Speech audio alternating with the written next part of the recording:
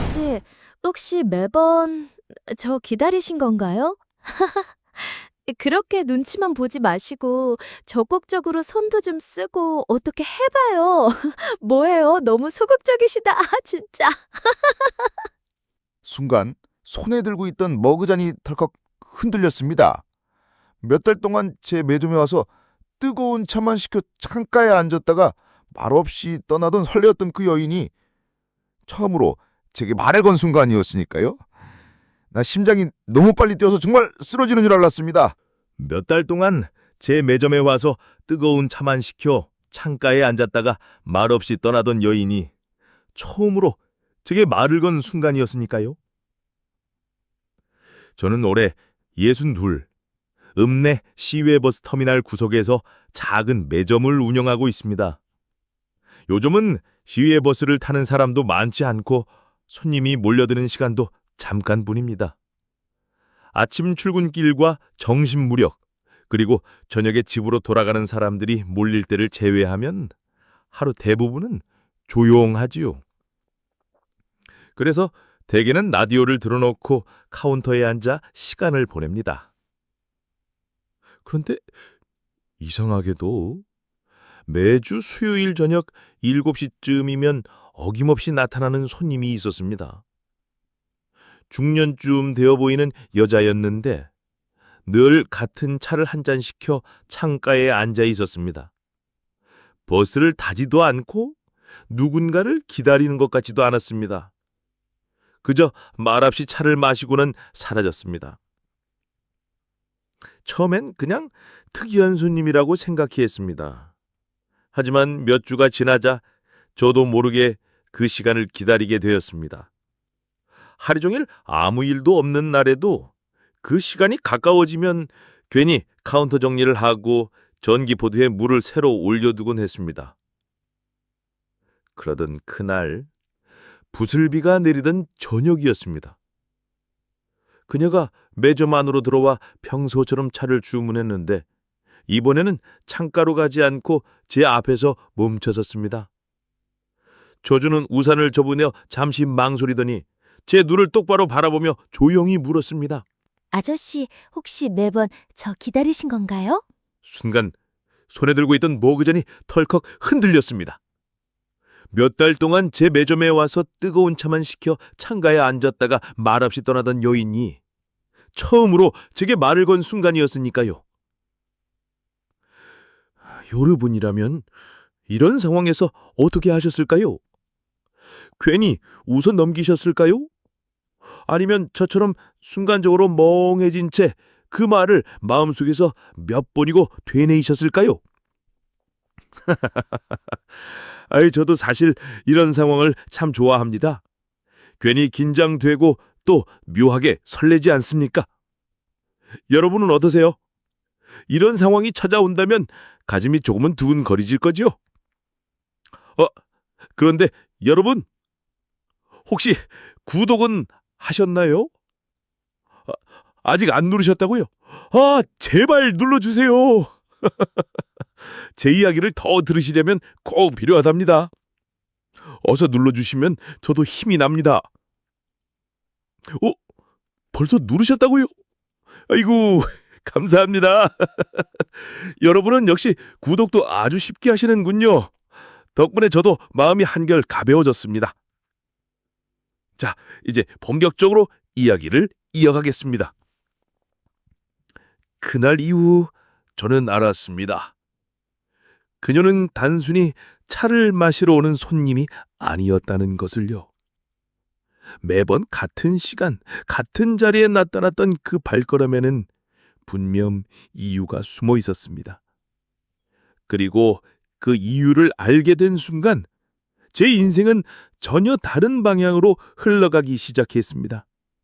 그날 이후로 수요일 저녁은 제게 특별한 시간이 되었습니다. 라디오에서 흘러나오는 노래도 제대로 들리지 않았고 손님이 와도 대충 응대하다가 자꾸만 시계를 보곤 했습니다. 7시가 가까워질수록 심장이 괜히 빨리 뛰었습니다. 예상대로 그녀는 나타났습니다. 평소처럼 조용히 들어와 차를 시켰지만 이번에는 창가 자리로 곧장 가지는 않았습니다. 주문을 받으면서 제 얼굴을 한번 바라보더군요.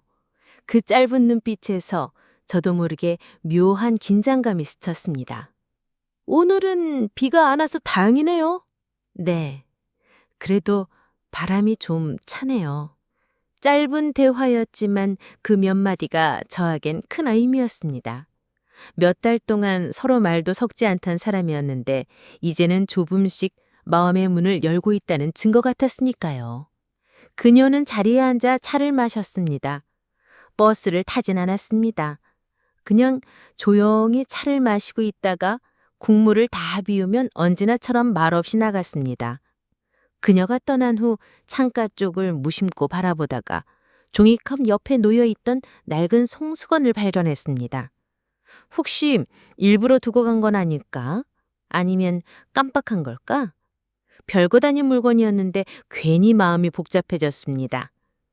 며칠 뒤 다시 수요일 저녁. 그녀는 이번에도 왔습니다. 이번에는 카운터 앞에서 잠시 멈추더니 살짝 웃으며 물었습니다. 아저씨는 왜 여기서 일하세요? 하루 종일 심심하지 않으세요? 뭐 심심하죠.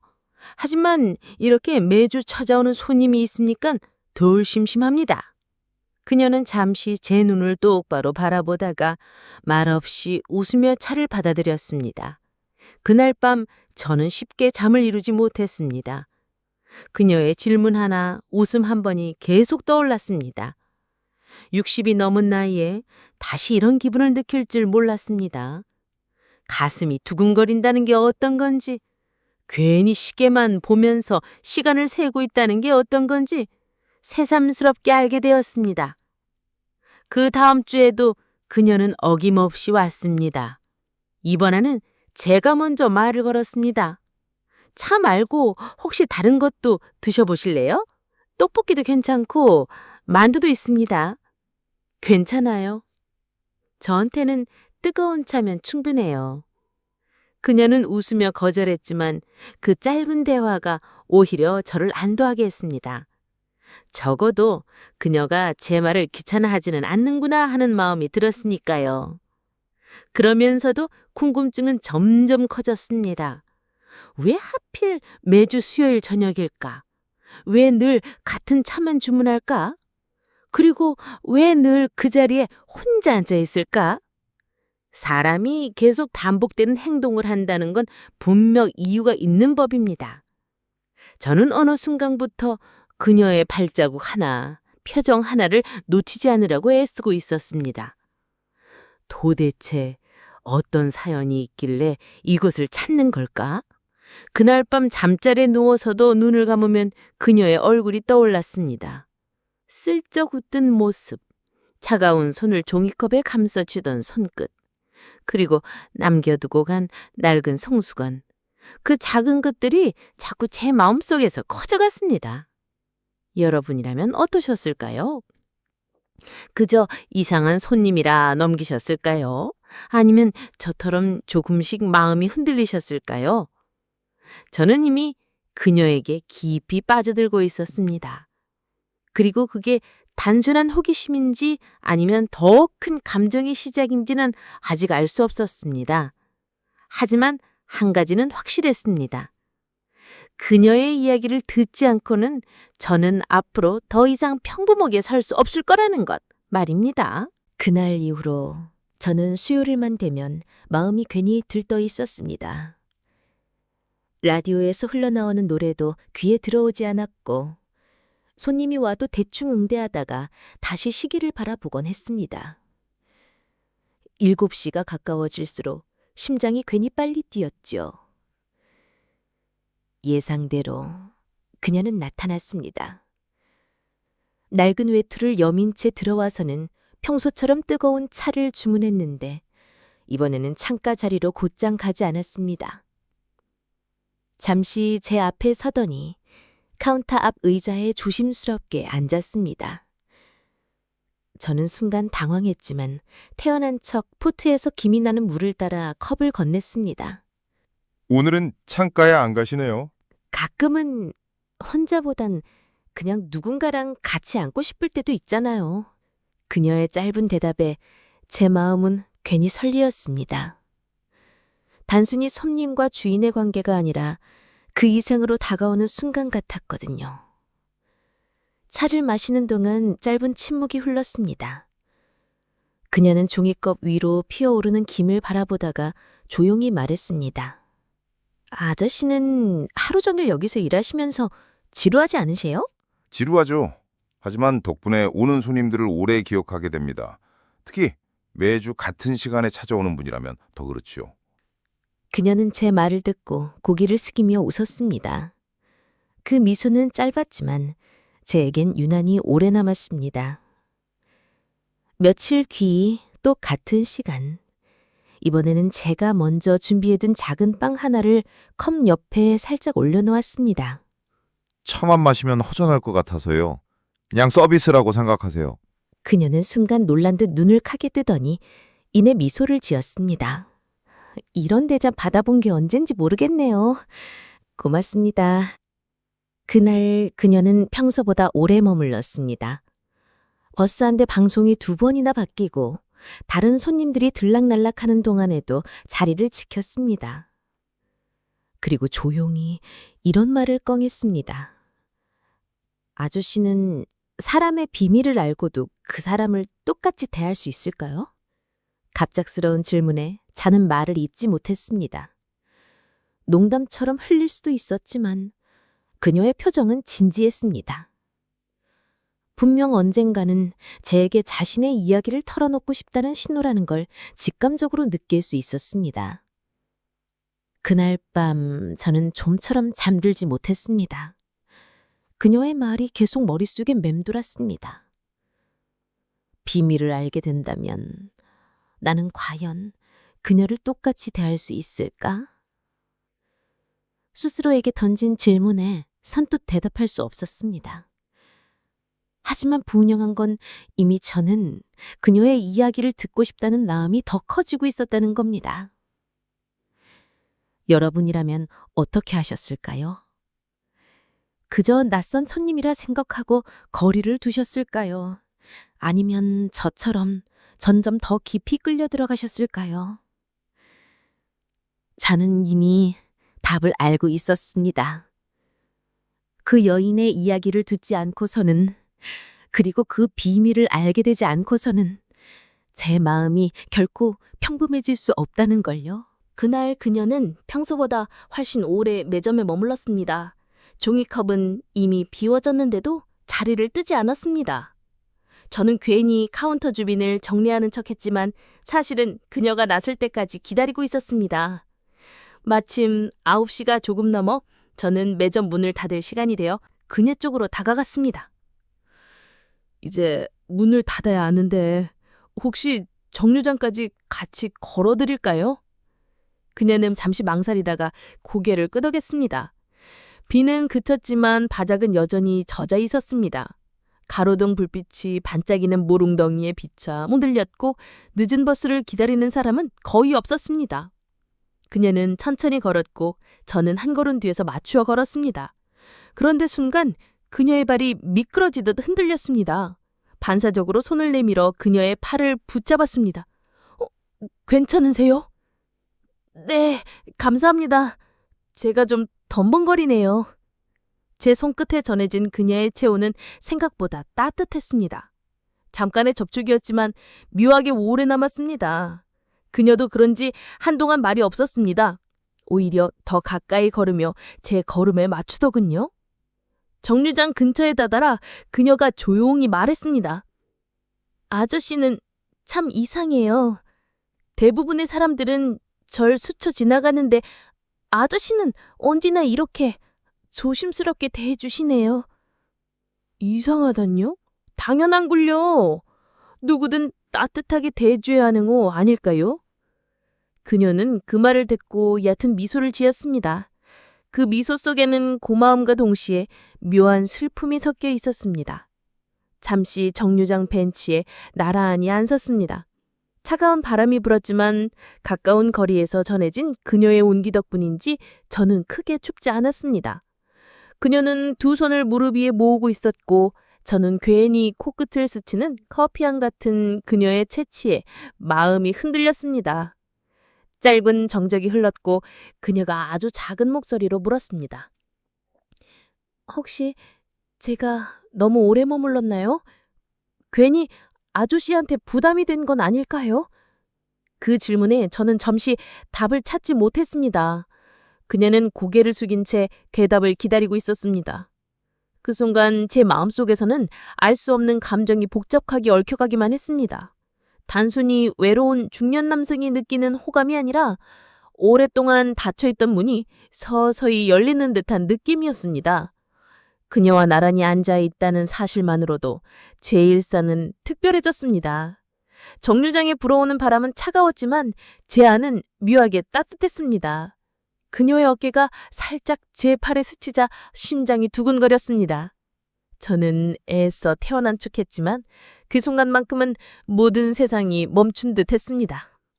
그녀도 조용히 숨을 고르며 제 옆에 앉아 있었습니다. 서로 대단한 말을 주고받지 않아도 충분히 많은 걸 느낄 수 있었습니다. 저는 알았습니다. 그녀의 속에는 단순한 외로움 이상의 무언가가 숨어 있다는 것을요.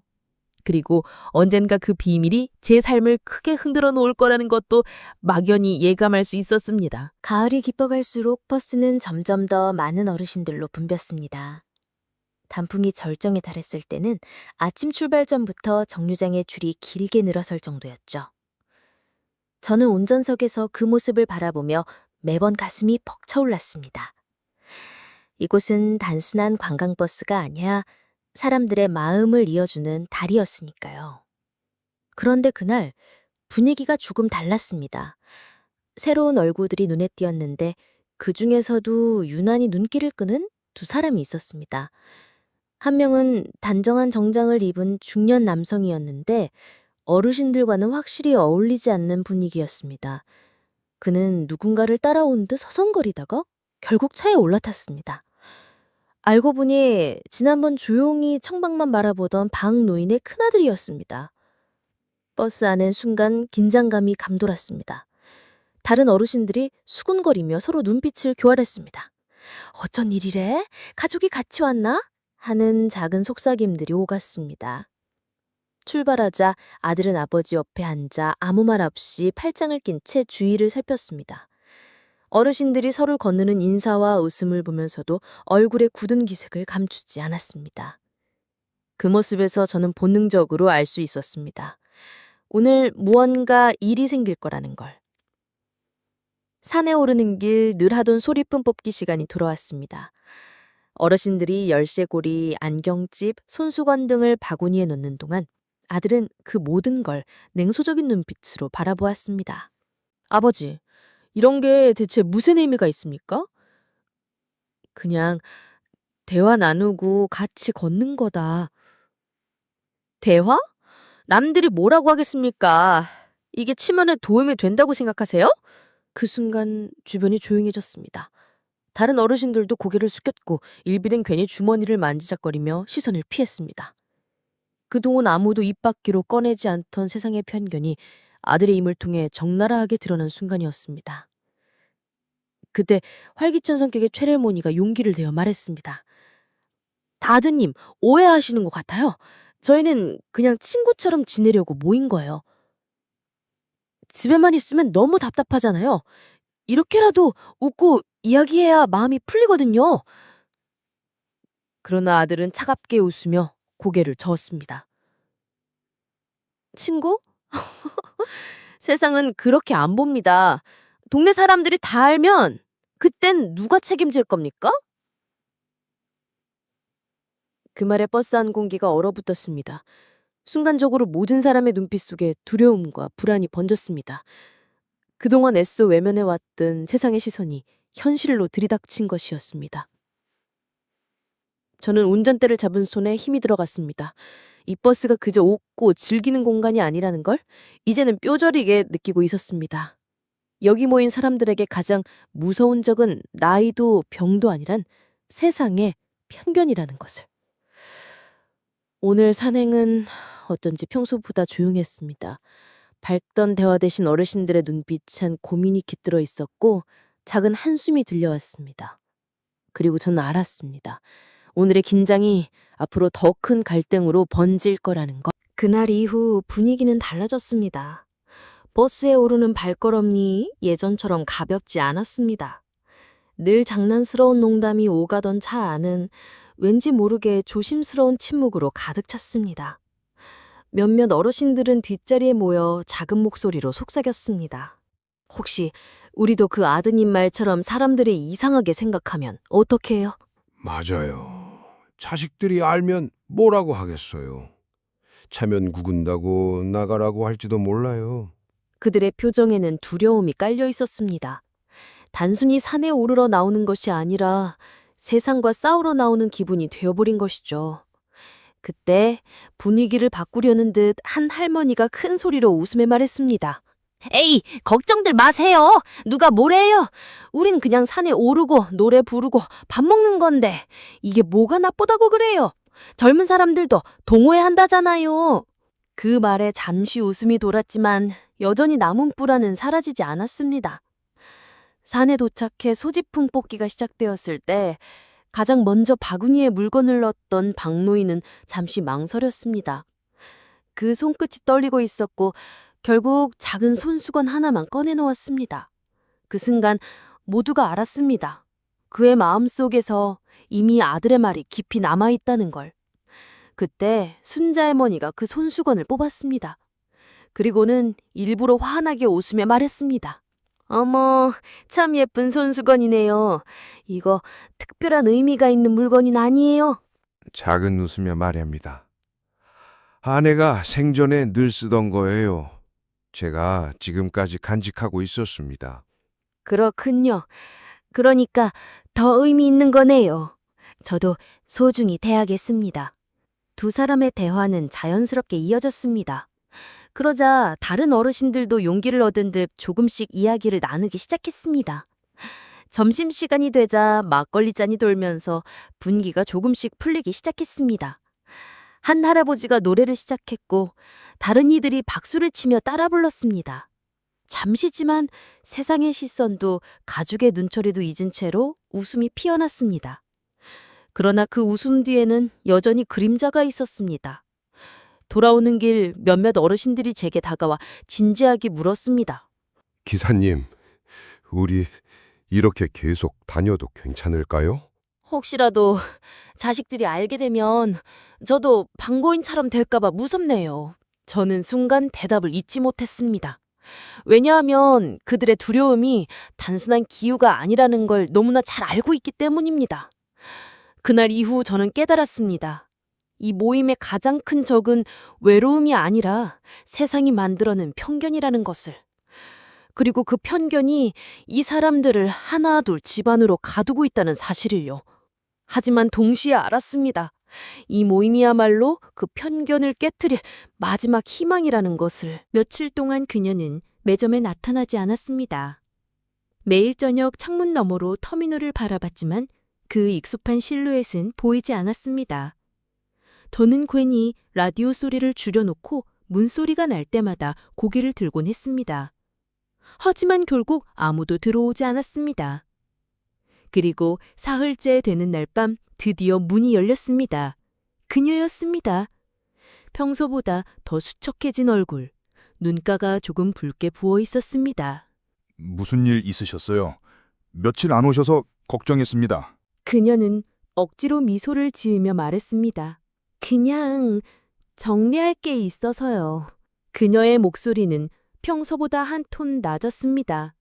컵을 건네자 그녀는 두 손으로 감싸진 채 한참일 말없이 있었습니다. 그리고 마침내 조용히 고개를 들어 제게 물었습니다. 아저씨는 과거가 있는 사람을 어떻게 보세요? 저는 순간 숨이 막혔습니다.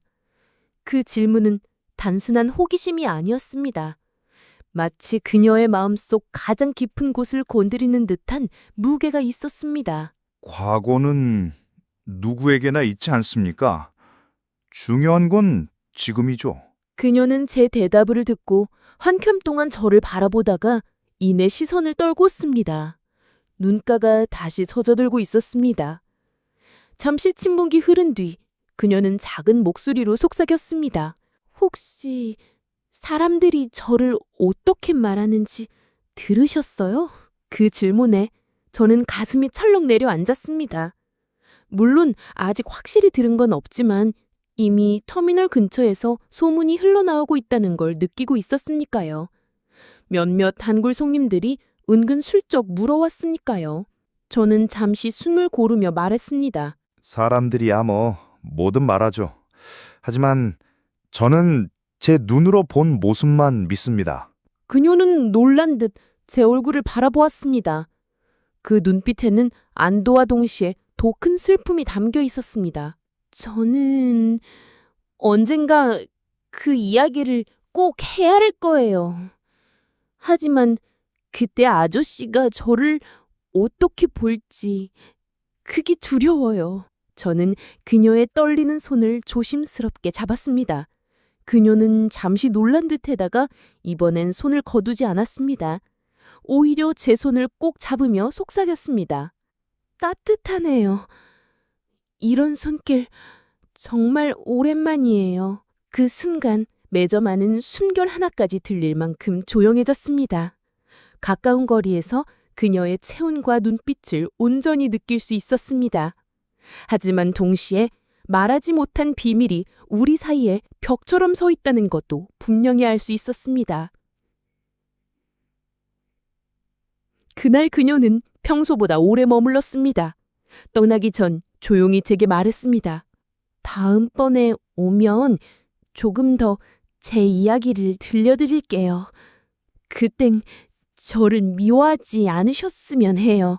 그녀의 말은 제 가슴을 깊게 파고들었습니다. 분명 이제 곧 그녀의 과거가 드러날 거라는 것을 예감할 수 있었습니다. 그날 밤 집에 돌아와도 그녀의 목소리가 귓가에서 떠나지 않았습니다. 저는 라디오를 켜놓고 앉아 있었는데 음악조차 잡음처럼 들릴 뿐이었습니다. 그녀가 손을 잡으며 흘린 그 짧은 한마디, 따뜻하네요. 그 말이 제 가슴을 계속 두드렸습니다. 그리고 동시에 그녀가 감추고 있는 비밀이 무엇인지 감히 상상조차 할 수 없다는 사실이 저를 더욱 흔들어 놓았습니다. 혹시 그 비밀이 제 마음을 송두리째 흔들어 버리면 어쩌나 두려움과 기대가 동시에 밀려왔습니다. 며칠 뒤 그녀는 다시 매점 문을 열고 들어왔습니다. 그날은 평소와 달리 무거운 공기를 두른듯 보였습니다. 손에는 작은 조기 봉투가 들려 있었고 얼굴은 심하게 지쳐 있었습니다. 괜찮으세요? 얼굴이 많이 안 좋아 보이십니다. 그녀는 억지로 미소를 지으며 의자에 앉았습니다. 오늘은 그냥 숨 좀 돌리러 온 거예요. 저는 뜨거운 물을 부으며 마음이 더 조급해졌습니다. 그녀의 표정 속에는 무언가 결심한 듯한 기운이 느껴졌습니다.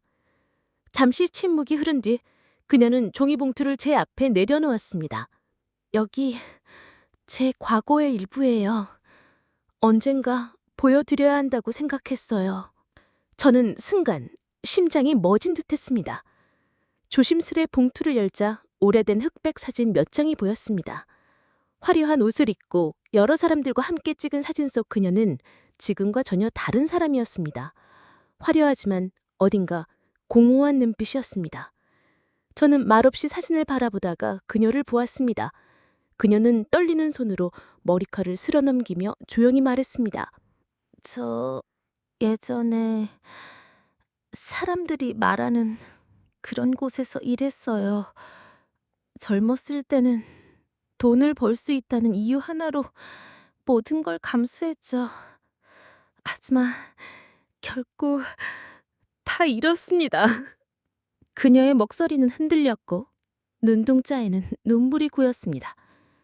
저는 순간 큰 충격을 받았지만 동시에 그녀가 얼마나 힘든 고백을 하고 있는지 느낄 수 있었습니다. 그게 지금의 당신을 바꾸는 건 아니잖아요. 하지만 사람들은 절 그렇게 보지 않아요. 저 자신조차도 용서하지 못하고 있어요. 저는 그녀의 손을 조심스럽게 잡았습니다. 이번에는 그녀가 거두지 않았습니다. 오히려 제 손을 꼭 잡으며 흐느꼈습니다. 이런 제 이야기를 듣고도 옆에 있어 주실 건가요? 그녀의 숨결이 가까이 느껴졌습니다. 떨리는 목소리와 젖은 눈빛, 그리고 잡힌 손끝의 온기가 제 가슴을 세차게 두드렸습니다. 저는 잠시 숨을 고르다 깊은 목소리로 대답했습니다. 네, 과거가 어떻든 지금 제 앞에 있는 사람은 당신이니까요. 그 순간 그녀는 제 어깨에 얼굴을 파묻었습니다. 울음을 참으려 했지만 흐느낌이 고스란히 전해졌습니다. 저는 말없이 그녀의 등을 토닥이며 그녀가 가진 무거운 짐을 함께 나누고 싶다고 마음속으로 다짐했습니다. 그러나 동시에 마음 한구석에서는 지울 수 없는 불안이 고개를 들고 있었습니다. 내가 모르는 더 큰 진실이 남아있는 건 아닐까. 그날 밤 매점 불이 꺼지고 텅 빈 터미널에 홀로 남았을 때 그 불안감은 더욱 선명해졌습니다. 그녀의 고백은 단지 시작일 뿐이라는 예감이 제 가슴을 조여왔습니다. 그날 이후 그녀는 더 이상 숨지 않았습니다. 매점에 들어와 앉자마자 제 손을 먼저 잡았습니다. 예전 같았으면 조심스럽게 거리를 두었을 그녀가 이번에는 마치 오래 기다려온 사람을 붙잡듯 제 손을 꼭 쥐었습니다. 저 이제는 아저씨한테 솔직해지고 싶어요. 그동안 너무 많은 걸 감췄거든요. 그녀의 목소리는 떨렸지만 동시에 결심이 묻어 있었습니다. 저는 조용히 고개를 끄덕이며 그녀의 말을 기다렸습니다. 잠시 후 그녀는 시선을 창밖으로 돌린 채 조용히 속삭였습니다. 저를 어떻게 부르는지 아세요? 실패한 여자. 한때는 화려했지만 결국은 무너진 사람. 그런 이름들이 따라다녀요. 저는 대답 대신 그녀의 손을 감싸 쥐었습니다. 사람들의 말은 바람 같아요. 하지만 제가 본 당신은 그저 따뜻하고 진심으로 살아가려는 분이었습니다. 그녀는 그 말을 듣고 눈을 감았습니다. 그리고 아주 작은 미소를 지었지만 눈가에는 눈물이 고였습니다. 그녀는 더 이상 피하지 않았습니다. 오히려 제 어깨에 천천히 몸을 기대며 말했습니다. 아저씨, 제 어깨에 이렇게 기대는 게 괜찮을까요? 너무 무거워 보일까봐 겁나요. 아니요. 오히려 더 가까이 와도 괜찮습니다. 그녀는 잠시 망설이다가 진짜로 몸을 제 쪽으로 기댔습니다. 그 따뜻한 체온과 은은한 비누 향이 제 가슴 깊숙이 스며들었습니다. 순간 터미널 매점이라는 좁은 공간이 마치 세상에서 가장 안전한 곳처럼 느껴졌습니다. 짧은 침묵 끝에 그녀가 조용히 속삭였습니다. 저 사실은 아직 다 말하지 못했어요. 제가 어떤 선택을 했는지, 어떤 결과를 안고 사는지 언젠가 다 알게 되실 거예요. 저는 숨을 고르며 대답했습니다. 그대 무엇이든 저는 도망가지 않을 겁니다. 이미 마음은 정해졌으니까요. 그녀는 놀란 듯 제 얼굴을 바라보았습니다. 그 눈빛 속에는 두려움과 안도, 그리고 처음으로 드러나는 희망이 동시에 섞여 있었습니다. 정말요? 저 같은 사람을 믿어주시는 거예요? 믿는 게 아니라 이미 함께하고 싶어졌습니다.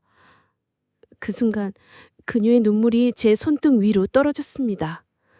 뜨거운 그 온기는 마치 제 가슴을 깊이 파고드는 듯 했습니다. 그녀는 제 손을 꼭 쥐며 말했습니다.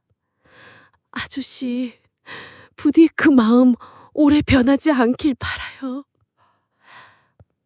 매점의 시계에 추침이 크게 울리며 흐르는 정적 속에서 우리는 서로의 손을 놓지 않은 채 긴 시간을 함께 했습니다. 그러나 그 따뜻한 순간에도 저는 어딘가 불안했습니다. 그녀가 끝내 말하지 않은 진실이 곧 우리를 더 큰 파도로 몰아넣을 것 같은 예감이 지워지지 않았기 때문입니다. 그날은 평소보다 훨씬 늦은 시간에 그녀가 매점을 찾아왔습니다. 문을 열고 들어온 그녀의 얼굴은 결연해 보였고 두 손은 꽉 쥐어져 있었습니다. 마치 오랫동안 망사려온 무언가를 드디어 털어놓겠다는 표정이었습니다.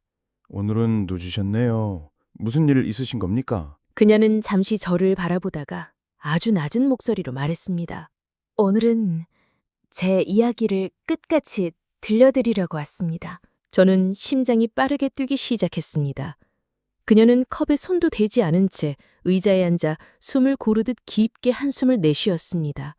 그리고 마침내 떨리는 목소리로 과거를 고백하기 시작했습니다. 그녀는 젊은 시절 화려한 도시 한복판에서 살았다고 했습니다.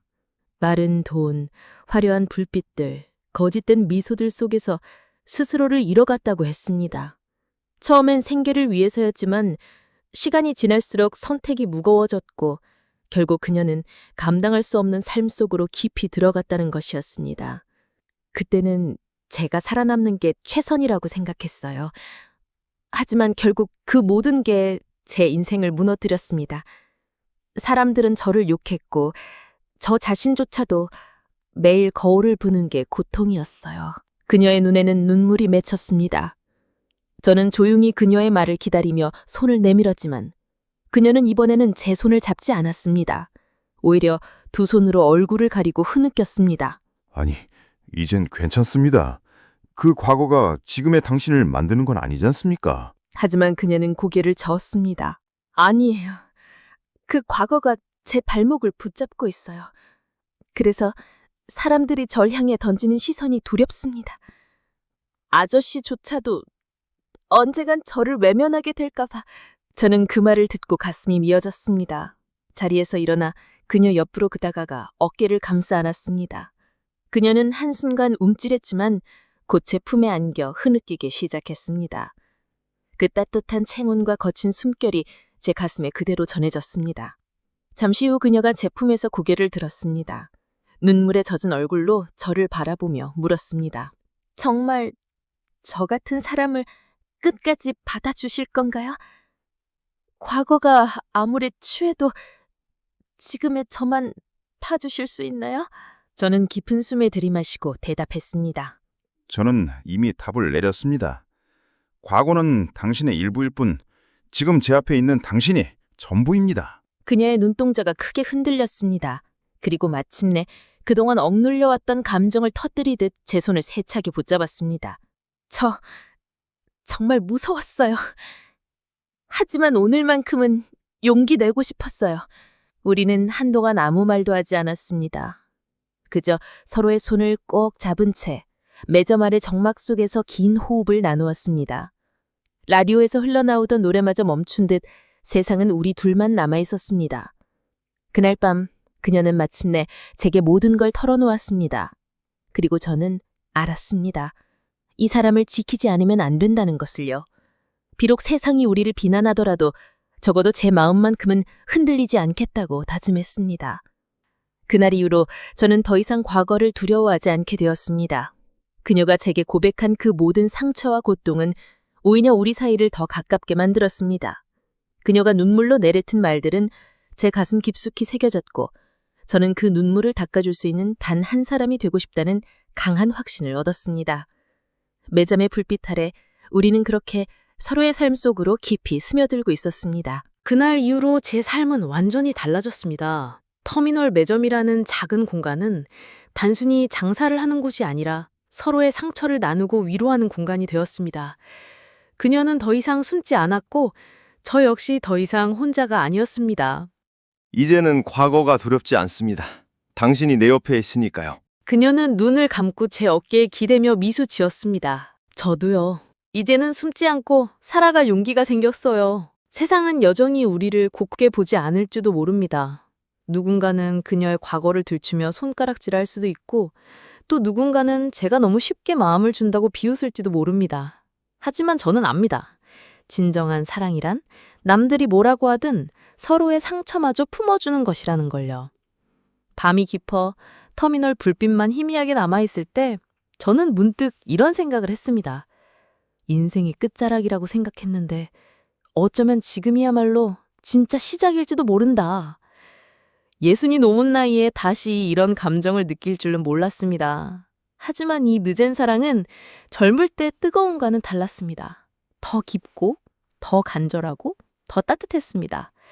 젊은 힘이 사라져도 마음은 여전히 설렐 수 있다는 걸 깨달았습니다. 그리고 저는 알게 되었습니다. 누구든 과거를 지니고 살아갑니다. 중요한 건 그 과거에 머무는 것이 아니라 현재와 앞으로의 삶을 어떻게 살아가느냐 하는 겁니다.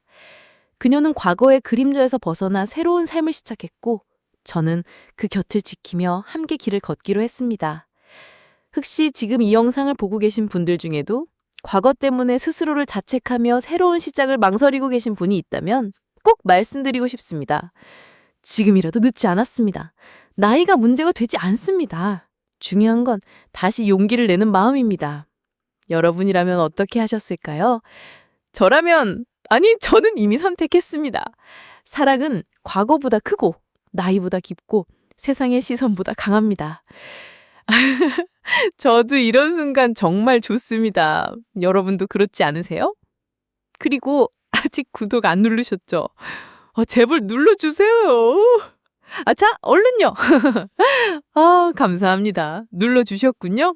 역시 쉽게 넘어오시네요. 이제 우리 이야기를 마무리할 시간입니다. 하지만 제가 그녀와 함께하는 이 길은 끝이 아니라 시작입니다. 남은 인생 서로의 손을 꼭 잡고 함께 걸어가겠습니다. 오늘 제 이야기가 여러분 마음에 작은 울림을 주었다면 구독과 좋아요 그리고 알림 설정 꼭 부탁드립니다. 여러분의 댓글 한마디 한마디가 저에게 큰 힘이 됩니다. 여러분, 절대 외로움에 무너지지 마세요. 사랑은 언제든 찾아올 수 있습니다. 그리고 그 사랑을 붙잡을 용기를 내는 순간 새로운 인생이 시작됩니다. 감사합니다. 오늘도 따뜻한 하루 보내시길 바랍니다.